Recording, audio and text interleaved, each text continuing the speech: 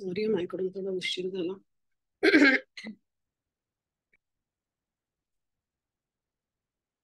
हरे कृष्ण. गीतामृतच्या आजच्या सत्रामध्ये तुम्हा सर्वांचं स्वागत आहे. ओम ज्ञानतिमिरान्धस्य ज्ञानाञ्जनशलाकया चक्षुरुन्मिलितं येन तस्मै श्रीगुरवे नमः. नमो विष्णुपदाय कृष्णपृष्ठाय भूतले श्रीमते भक्तिवेदांत स्वामिनिति नामिने. नमस्ते सरस्वती देवे गौरवाणी प्रचारिणे निर्विशेष शून्यवादी पाश्चात्य देशतारिणे. जय श्री कृष्ण चैतन्य प्रभु नित्यानंद श्री अद्वैत गदाधर श्रीवासादि गौरभक्तवृंद. हरे कृष्णा कृष्णा कृष्णा हरे हरे, हरे राम राम राम हरे हरे.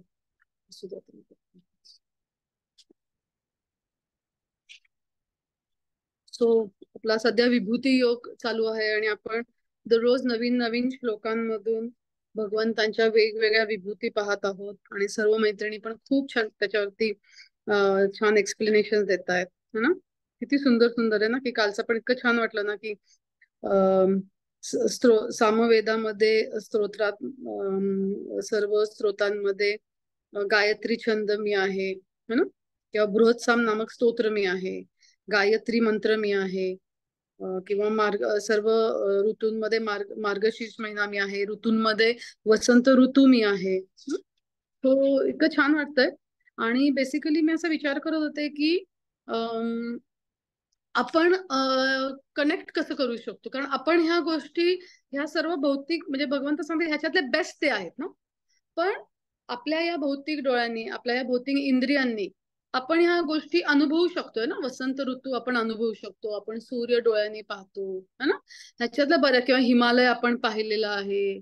तो या बऱ्याचशा विभूती खूप सुंदर ऍक्ट्रेस आपण पाहिलेले आहेत की ज्यांच्याकडे सौंदर्य खूप आहे, बलवान आपण पाहिलेले आहेत.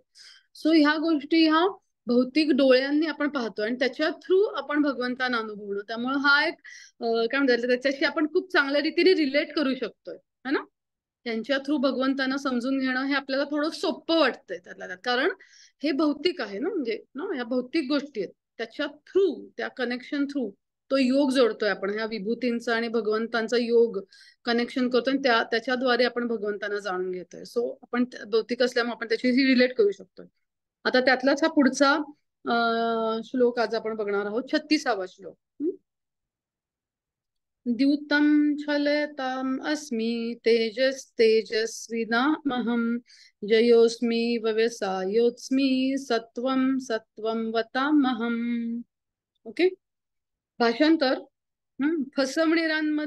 फसविणाऱ्यांमध्ये द्यूत मी आहे आणि तेजस्व्यांचे तेज मी आहे. विजय मी आहे, मी साहस आहे आणि बलवानांचे बलही मीच आहे. ओके, सो 4 पार्ट्स आहे त्याच्यामध्ये. एक तर फसवणाऱ्यांमध्ये द्यूत मी आहे, दुसरा भाग आहे तो तेजाचा है ना, बी पार्ट तेजस विनामहम, त्याच्यामध्ये म्हणजे तेजस्व्यांचे तेज मी आहे. जयोस्मी म्हणजे विजय मी आहे. व्यवसायोस्मी म्हणजे मी साहस आहे, ऍडव्हेंचर. ओके, आणि बलवानांचे बलही मीच आहे. ओके, बलवानांचे बलही मीच आहे. तर ना आतापर्यंत जे आपण सगळ्या विभूती पाहिल्या ना, त्या सगळ्या छान विभूती होत्या आणि त्यांच्यातले भगवंत सांगत होते की हे मी आहे. पर्वतांमधला हिमालय मी आहे, ग्रहांमधला सूर्यदेव मी आहे, ऋतूंमधला वसंत ऋतू मी आहे. पण हा जेव्हा मी हा श्लोक पाहिला ना, so I was little bit like how to explain this, कारण भगवंत म्हणतात की फसविणाऱ्यांमध्ये द्यूत मी आहे. So this is something negative है ना, फसवणे ही आपण कधीच पॉझिटिव्हली गोष्ट घेऊ शकत नाही. तर त्याच्यात सुद्धा भगवंत म्हणतात की त्याच्यामधला द्यूत मी आहे. तर आता ह्याच्यामध्ये 2 कन्सेप्ट आहेत. एक गोष्ट म्हणजे चीटिंग, फसविणे, आणि दुसरी गोष्ट म्हणजे द्यूत, दॅट इज गॅम्बलिंग है ना, द्यूत. आपल्याला द्यूत म्हटलं की पहिले युधिष्ठिर महाराज आणि ते द्यूत, त्याच्याकडे आपण येऊयातच परत.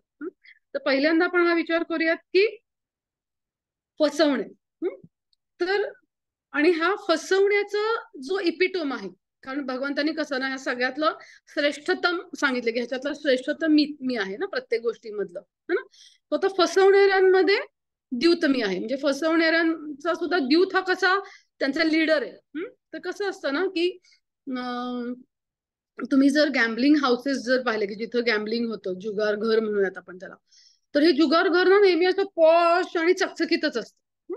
तर जर असं असतं की ज्याचा जिथे गेलेला जो जुगार खेळणारा जो माणूस आहे, तो जर नेहमी जिंकत गेला असता, तर हे जुगार जे घर चालवतात त्यांना परवडलंच नसतं ना, ते बँकरप्ट झाले असते.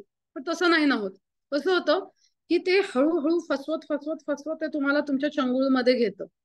की तो पहिला फासा टाकतो, त्याला असं वाटतं की थोडंसं जिंकलो, त्याला असं वाटतं अजून जिंकूयात काहीतरी. मग त्याला ती लोभाची ती परिसीमा अशी अशी वाढत जाते. एवढं जिंकलंय का, अजून जिंकतो काहीतरी, अजून काहीतरी. किंवा जरी हरलं तरी ठीक आहे, यावेळेला हरेल पण ह्याच्या वेळेला तरी मला मिळेल.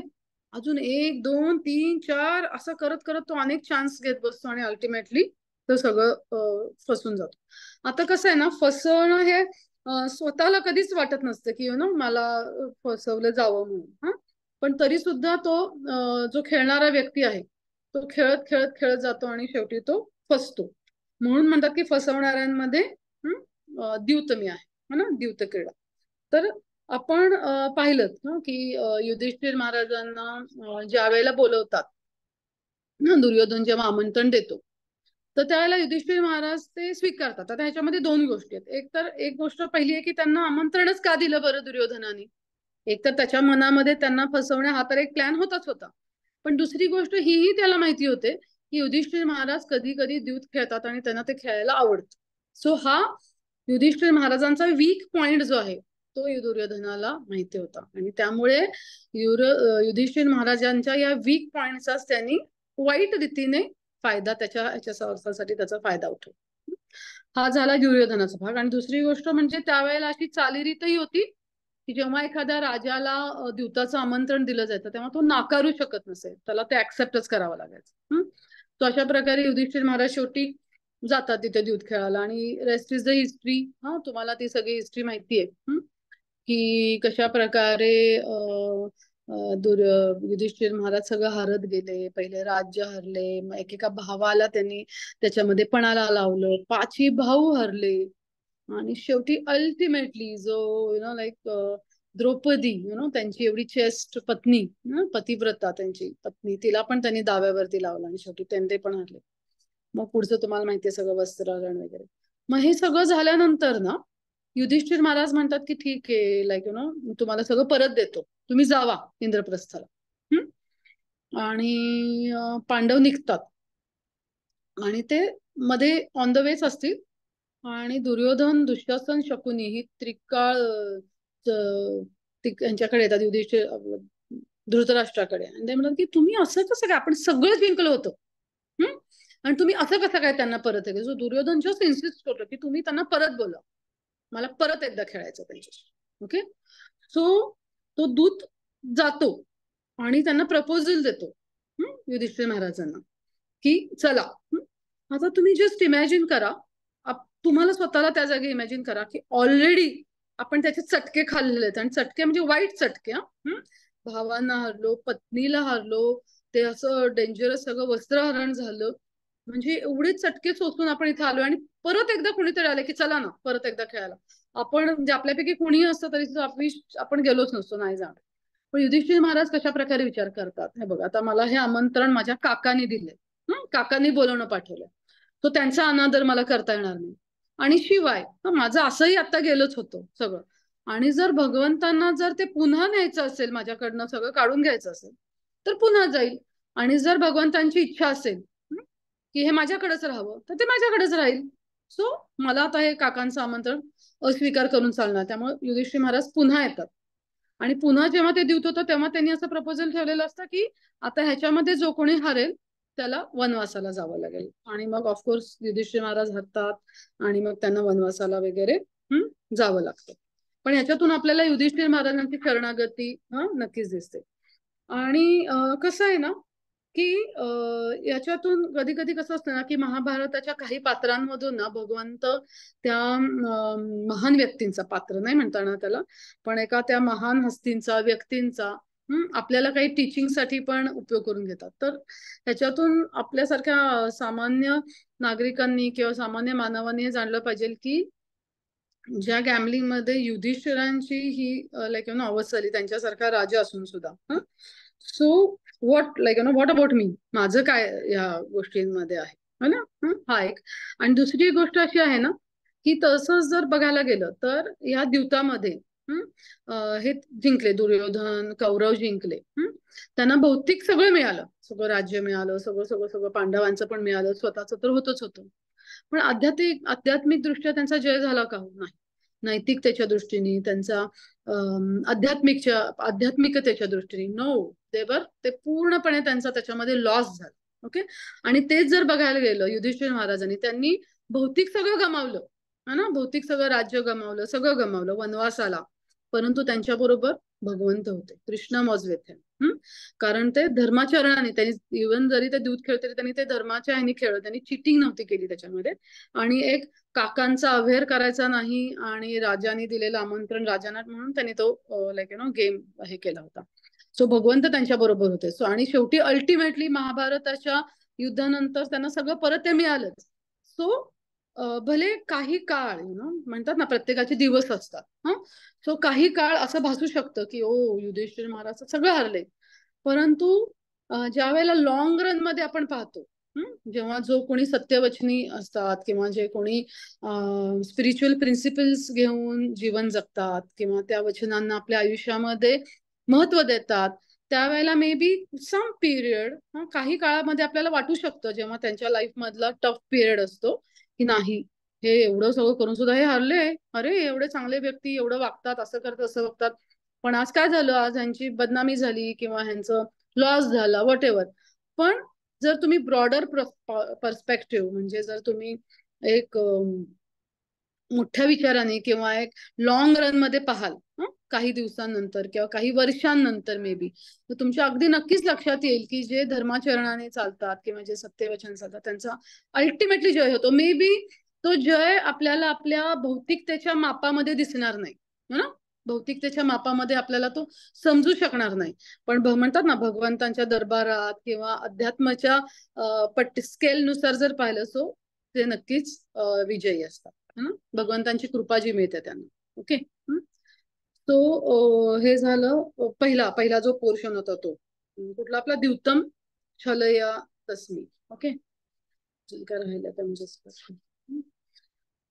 आणि दुसरा जो आहे आपला, हा, अजून एक होती गोष्ट याच्यामध्ये की फसवणं ना, अशी ही गोष्ट आहे ना की भगवंतांना ज्याला फसवायचं आहे ना, तो त्या फसण्यापासून स्वतःच रक्षणच करू शकत नाही.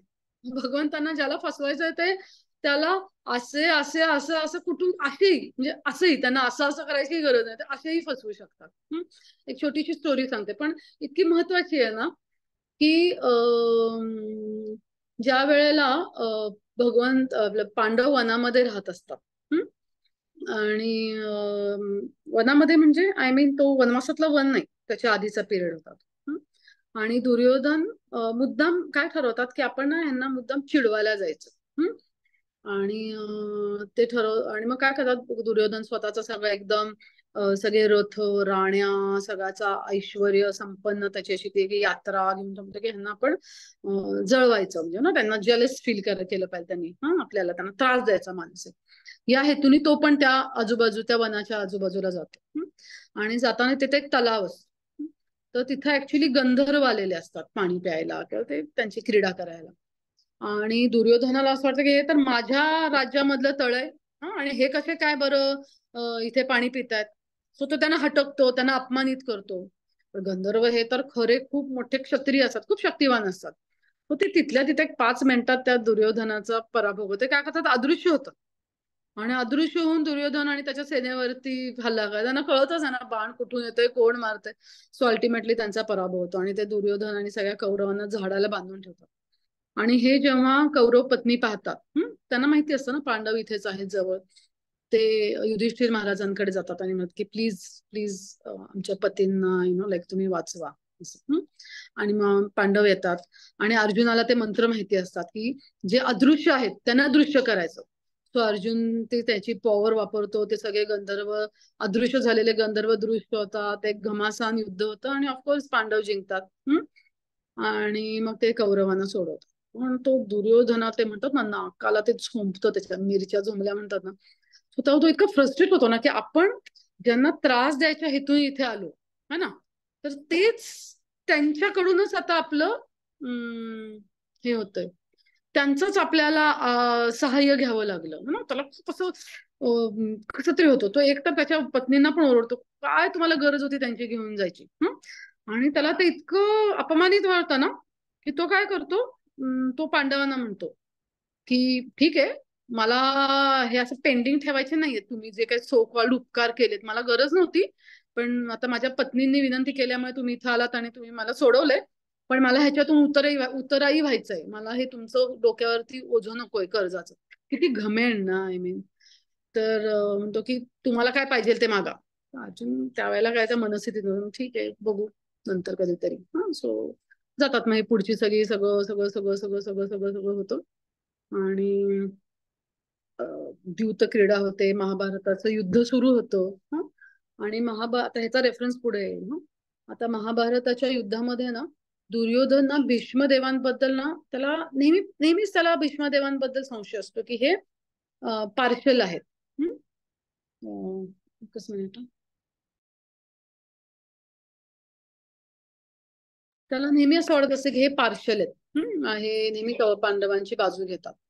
तो सारखं त्यांना उचकवत असतो की तुम्ही मुद्दाम त्यांना असं करत नाही, तुम्ही मुद्दाम त्यांना असं करत नाही. आणि एक दिवस असंच रात्री त्यांचं खूप हॉट डिस्कशन होतं. सो भीष्म 5 बाण काढतात. ओके. आणि ते 5 बाण मंत्रांनी त्याला हे करतात आणि म्हणतात की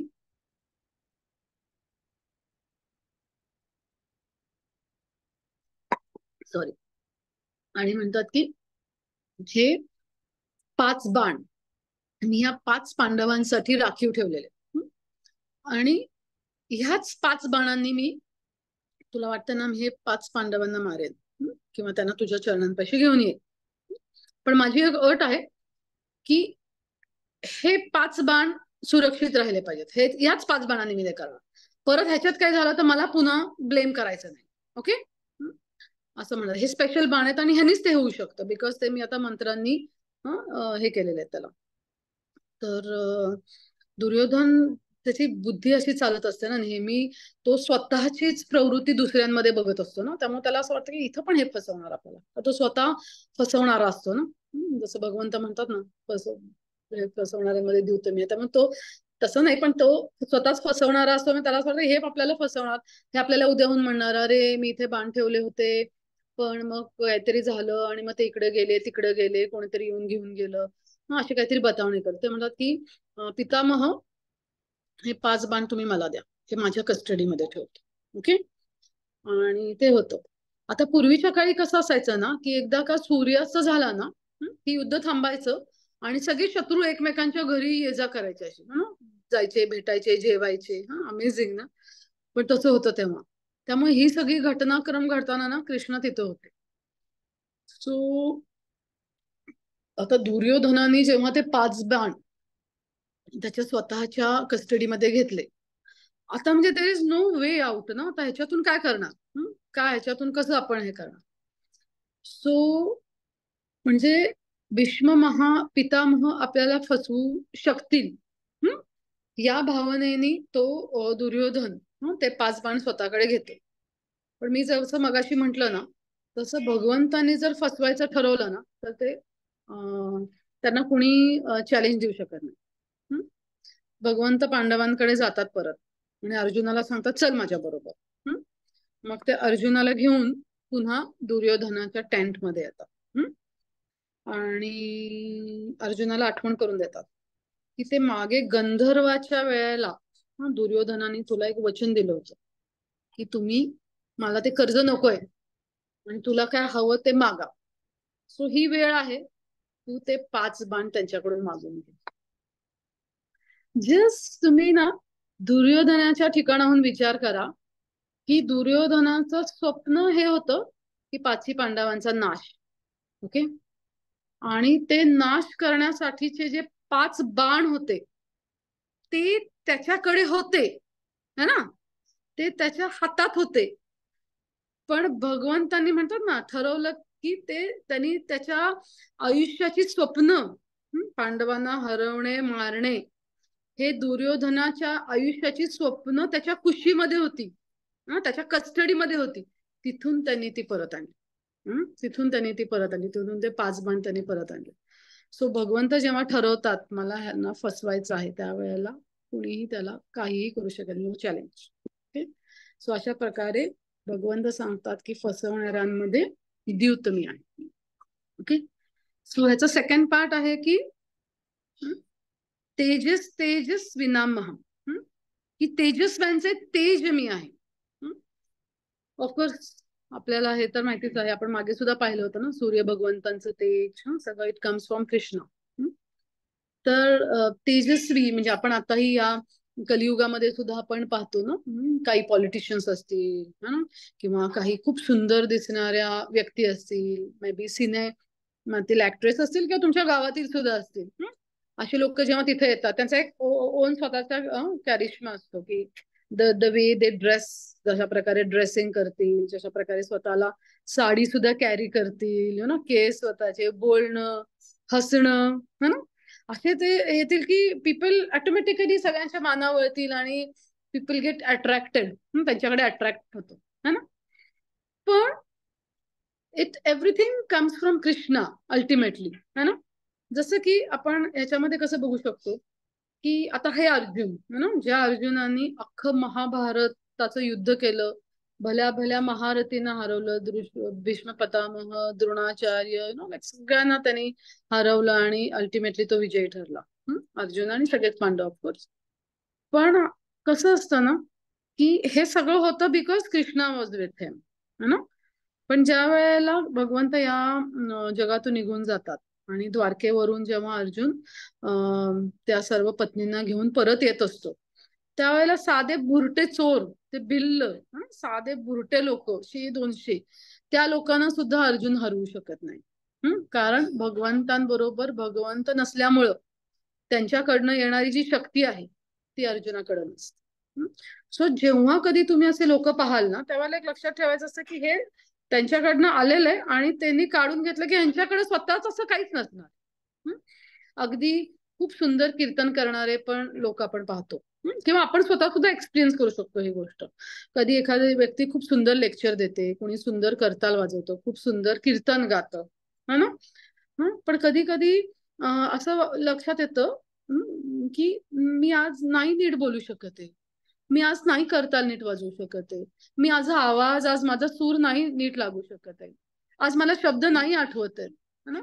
बिकॉज कृष्ण भगवंत आपल्याला समटाइम्स हे रिअलाइज करतात की जे काही तुझ्याकडे हे जे काही गुण आहेत, हे जे काही गुणांचं तेज आहे, so it all comes from me. जेव्हा मी देतो तेव्हा ते तुझ्याकडे आहे, हे तुझं स्वतःच काहीच नाही, है ना. ओके. सो हे झालं आपलं तेजस ते त्याच. तिसरं आहे की जयोस्मी व्यवसायोस्मी. ओके. सो जय म्हणजे की विजय मी आहे, जय मी आहे. आणि व्यवसाय, आता व्यवसाय हा शब्द भगवद्गीतेमध्ये सुद्धा बऱ्याच ठिकाणी आलेला आहे. एका व्यवसायाच्या ह्याच्यामध्ये त्याचं असं भाषांतर केलेलं आहे की डिटर्मिनेशन, दृढता, व्यवसायित्मका बुद्धी. आणि इथे मात्र व्यवसायाचा असा उल्लेख आहे की साहस, ऍडव्हेंचर, है ना, साहस, ऍडव्हेंचर. तर कसं असतं ना, काही असे आपण आपल्यासाठी साहस म्हणजे काय, की आपण ऍडव्हेंचर पार्क आहे की नाही, तिथलंच आपल्यासाठी साहस, आपण काय फार मोठी साहस करायला जाऊ शकत नाही, पण ते सुद्धा आपल्याला खूप होतं. अगदी म्हणजे आमच्या इथे जवळच अकलूजला एक ऍडव्हेंचर पार्क आहे. सो तिथले सुद्धा असे ते वरती गेल्यानंतर डोकं खाली, पाय वर होतात ना, ते ते सुद्धा आपल्याला डोक्यावरून पाणी जातं, है ना. ते साहस सुद्धा आपल्यासाठी पुष्कळ झालं असं. तर काही काही जण असतात ना, ते जरा आपल्या पुढची स्टेज, तर ते कशासाठी हे करतात, तर त्यांना त्याच्यात नाही काहीतरी एक आनंद मिळतो, काहीतरी साहस करून. तर मी असेही लोकांचं ऐकलेलं आहे. एक व्यक्ती होता, तो काय करायचा की विमानातनं वरून उडी मारायचा. आता एरवी कसं असतं, जेव्हा विमानातनं उडी मारतात तेव्हा ते पॅराशूट लगेच ओपन होतं आणि मग ते हळूहळू हळूहळू जमिनीवरती लँड करत. पण हा व्यक्ती काय करायचा ना, उडी मारायचा आणि लवकर पॅराशूट ओपनच नाही करायचा. अगदी म्हणजे मग जे बघणारे लोक आहेत ना त्यांना बापरे, आणि मग ते एक्सप्रेशन बघून त्याला आनंद व्हायचा. त्याला किक बसायची, ओके, की हे साहस नव्हतं. आणि मग अगदी जमिनीच्या जवळ आला ना की मग तो ते ओपन करायचा. एका व्यक्तीचं तर इतकं विचित्र ना म्हणजे मला कधी कधी तेच वाटतं की काय लोक कुठल्या लेवलला जाऊन साहस करतात. तो काय करायचा की रेल्वे ट्रॅक वरून असं पळायचं. म्हणजे समोरून जर ट्रेन येत असेल ना, अशी ट्रेन येत असेल तर हा असा असा पळायचा. आणि तो इतकं जवळ यायचा की तो जो ट्रेन ड्रायव्हर असेल ना, ऑफकोर्स त्या ट्रेन ड्रायव्हरला जर दिसलं की असा समोरून व्यक्ती कोणीतरी पळत येतो तर त्याचे एक्सप्रेशन कसे होतील ना, बापरे, म्हणजे तो असं एकदम घाबरून जाणार असं. तर तो एक्सप्रेशन बघायचा असा, आणि जस्ट अबाउट टू हे उडी मारायचा. तर ह्याच्याने त्याला किक मिळायची. काय म्हणजे काय त्या ह्याला अर्थच नाही त्या साहसानं. तर एकदा अशाच या व्यक्तीचं असं होतं, म्हणजे जीव धोक्यात घालून हे लोक हे करतात है ना, साहसीपणा करतात. पण हा जो एक व्यक्ती होता ना, ह्याची पण एक कसं असतं ना, मी गिरिराज महाराजांचं एका लेक्चर मध्ये ऐकलं होतं बरं का. ते म्हणतात की कृष्णा कॉन्शियसनेस मध्ये आले ना की ते कुठलीही गोष्ट कृष्णाला जोडू शकतात. म्हणजे आम्हाला लोक असं म्हणतात की तुम्ही कुठेही कृष्णाला आणता. म्हणजे तुम्ही वाईट झालं तरी तुम्ही म्हणता की oh no no no, why this happen, because Krishna's way ना. आणि चांगलं जरी तरी no no no no no, Krishna gave, असं असं झालं तसं म्हणजे, किंवा असं काही कुठूनही म्हणे तुम्ही भगवंतांना जोडता. तर खरंच ही गोष्ट भगवंतांना कशी जोडली गेली माहिती. तर हा जो व्यक्ती होता ना ट्रॅक वरून पळणारा, आणि त्याला तो ट्रेन मधनं दिसणारा तो त्या ड्रायव्हरचा चेहरा, तर तो काय करतो माहिती, तो असाच एकदा ना खूप जवळ जातो आणि एकदम उडी मारतो. आणि जेव्हा तो असा उडी मारतो ना, त्यावेळेला तो म्हणजे तो थोडस त्याचं टायमिंग पुढे मागे झालेलं असतं जरा. त्यामुळे तो थोडा गडबडून जातो. आणि एरवी त्याच्याकडे असं ठरलेलं असतं ना अशी उडी कशी मारायची काय, ह्यावेळेला तो थोडा गडबडून जातो. त्यामुळं त्याला असं क्षणभर मनात येतो की नाव आय गॉन, कुठेतरी आता डोकं आपटणार किंवा नो आय एम गॉन. पण ना त्याचं डोकं कशावर आपटतं माहिती का, भगवद्गीतेवर. आणि मग तो भगवद्गीतेवर त्याला ते अप्रूव्ह पडतं ना, येस हे लाईक हे पुस्तक काय आहे बाबा, ह्याच्यामुळे माझं हेड इंजुरी वाचली. आणि मग ते पुस्तक वाचतो आणि अल्टिमेटली तो कृष्ण भक्त होतो, इस्कॉन मध्ये येऊन तो डिवोटी.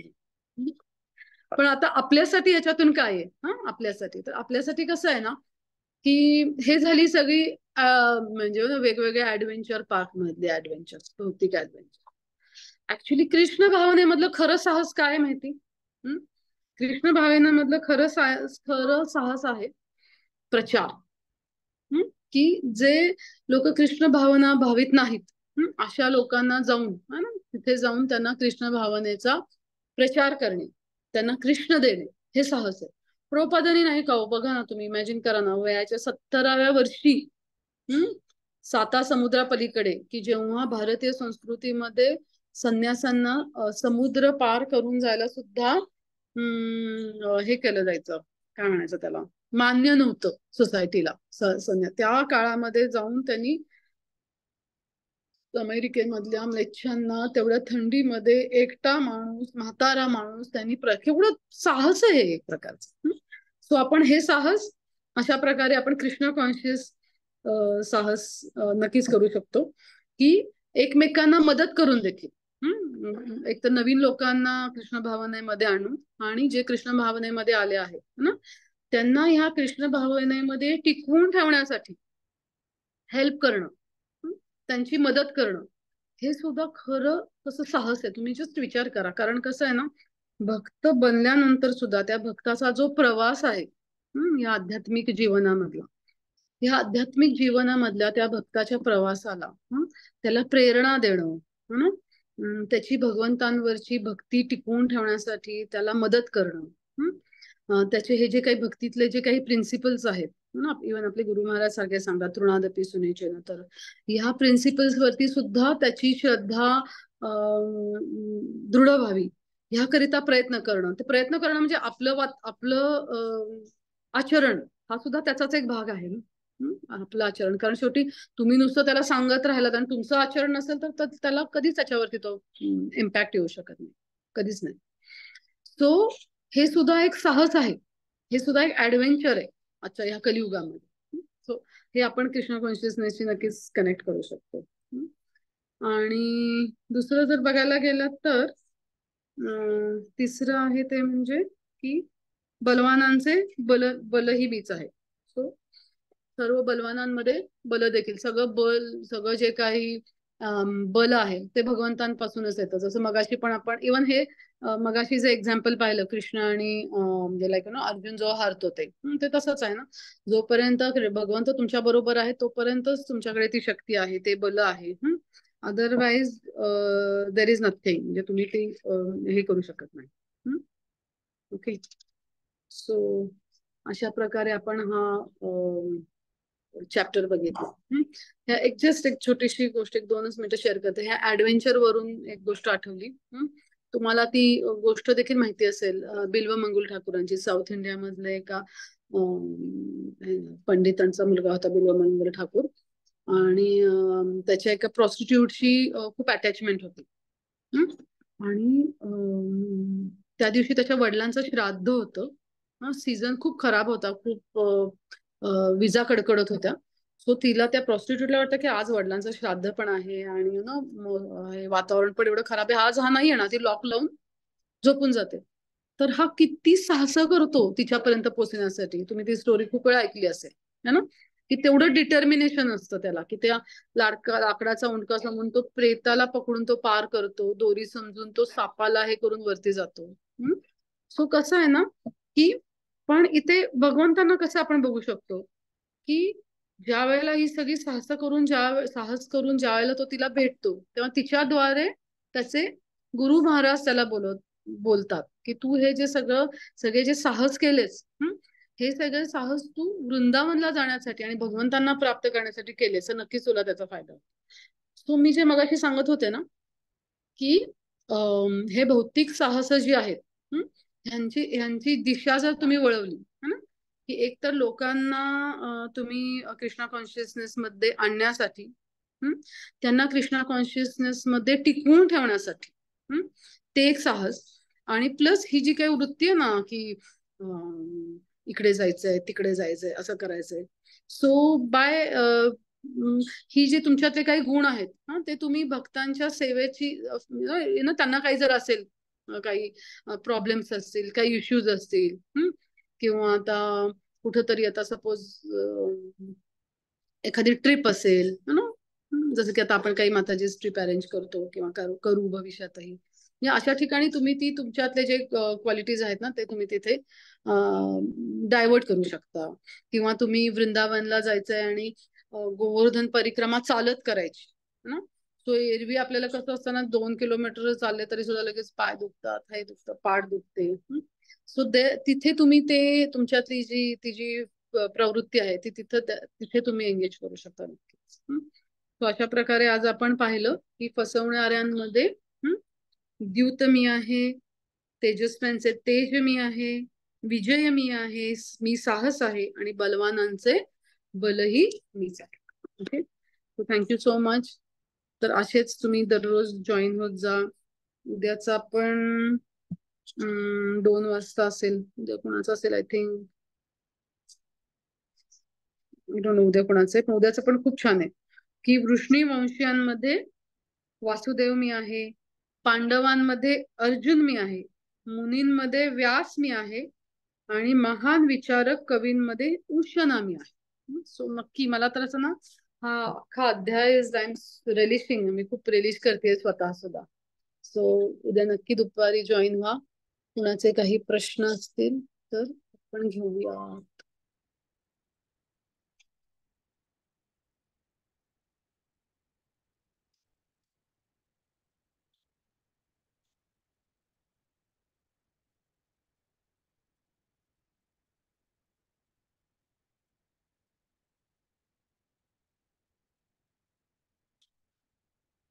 येस, कोणाचे काही प्रश्न असतील तर नक्की सांगा. नाहीतर मग आपण थांबूयात आणि उद्या सगळ्यांनी प्लीज प्लीज डू जॉईन अस. आणि जे बारामती मधून जॉईन झाले आहेत ना, त्यांना सांगायला खूप छान वाटतंय की गुरुवारी आपण संध्याकाळी महिला दिनानिमित्त हर ग्रेस विशाखा प्रिया माताजींचा क्लास आपल्या टेम्पल हॉलमध्ये ठेवलेला आहे. आणि बेसिकली हा सगळ्यांसाठीच आहे. It is open for everyone. तर नक्की तुम्ही सगळेजण या. तुमच्या तुमचे फ्रेंड्स ना, अजून कुणाकुणाला, सगळ्यांना, रिलेटिव्ह ना, ओनली फॉर लेडीज आहे ऑफकोर्स. सगळ्यांना सांगा. सो कसं आहे ना, विशाखा माताजी खूप, म्हणजे आम्ही वाड्याला गेलो होतो ना, काय सेशन्स, म्हणजे प्रत्येक सेशन त्यांचे खूप सुंदर असतात. म्हणजे आपल्याला ना त्यांच्याकडून बघायला मिळते की ह्या एकाच गोष्टीचा किती प्रकारे विचार करता येतो. आम्हाला वाड्याच्या यात्रामध्ये त्यांनी बटाट्यावरून लेसन दिले होते ना. सो एक खूप छान अनुभव असेल तो.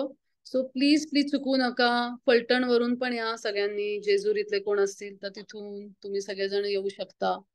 पुण्याचे आणि मुंबईचे ऑफकोर्स थोडेसे लांब आहेत, पण तुम्ही जे जवळचे आहेत त्यांनी नक्की या. फलटण, जेजुरी, सासवड आणि बारामतीतले सगळे तुम्ही सगळेजण या. वडगाव, आय डोंट नो अजून कोण कोण असतील जवळपासचे. सो प्लीज सगळ्यांनी गुरुवारी या. Thank you so much. थांबूयात का? थांबायचं? कोण आहे आमच्या ह्याच्यातलं? पवित्रीला माताजी आणि श्री तुलसी माताजी. थांबायचं? अजून उदाहरण सांगत असला तर थांबतो आम्ही माताजी. स्टॉकी सोबत. तुम्ही घड्याळाकडे उगाच बघता कधी कधी. काय घड्याळाकडे उगाच बघता कधी कधी. नाही नाही, घड्याळ किती जण बिचाऱ्यांना ऐकतायत तिथं कसं हे करतायत ना, किती बिचाऱ्यांना त्रास द्यायचा सगळ्यांना. छान झालं. चालेल माताजी किती छान वाटते. थँक्यू सो मच तुमच्या सगळ्यांचं पेशंट हिअरिंग बद्दल. हरे कृष्ण, दंडवत प्रणाम माताजी. Thank you very much. छान सांगितलं खूपच सुंदर झालं क्लास. माताजी. हरी बोल. Very grateful. खूप सुंदर झालं.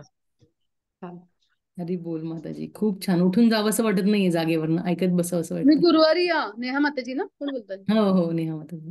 येस येस येस, गुरुवारी आम्ही वाट बघणार आहोत तुमची. भगवद्गीता समोर ठेवून बसतात ना. हो भगवद्गीता समोरच आहे. मी हो ना. दाखवू का व्हिडिओ? अरे वा वा वा वा वा, मस्त. नाही खरंच आहे, त्यांनी खूप छान अभ्यास होईल. मस्त मस्त मस्त. मला तर वाटतंय ना असं बरं का, की आपला हा एंड झाला ना की आपण एक छोट्या छोट्या प्रत्येक अध्यायावरचे एक्झाम्स घेऊया. त्या दृष्टीने आता सगळ्यांनी पण तुमच्यासारखी उदाहरणं देता येतील की नाही शंका आहे थोडी. नाही, छोटे छोटे आपले स्मार्ट लाईक MCQ किंवा गेट टुगेदर करू आपण, कोणाला तरी बोलवून गेट टुगेदर करू. तसं पण गेट टुगेदर पण करू. आणि आपण ह्या अध्यायांवरची आपण छान छान एक्झाम, म्हणजे एक्झाम म्हणजे असं घाबरायचं नाही, पण मग त्या दृष्टीने आतापासून आपण त्याचा एक अभ्यास म्हणून आपण करूयात. म्हणजे आता हे मी स्पॉन्टेनियसली म्हटलं काय, असं इट वॉज नॉट प्लॅन, पण हा विचार सुद्धा मनात आलाय ना की आपण तर त्या विचाराने सुद्धा असं आता वाटायला लागलं, अरे नाही नाही, चला आता उद्यापासून आपण बघूयात, नोट्स करूयात, एक श्लोका बघूयात, असा एक तो नॅचरली निर्माण होतो है ना. चालेल. मस्त. हरी बोल. हरी बोल. थँक्यू. हरी बोल.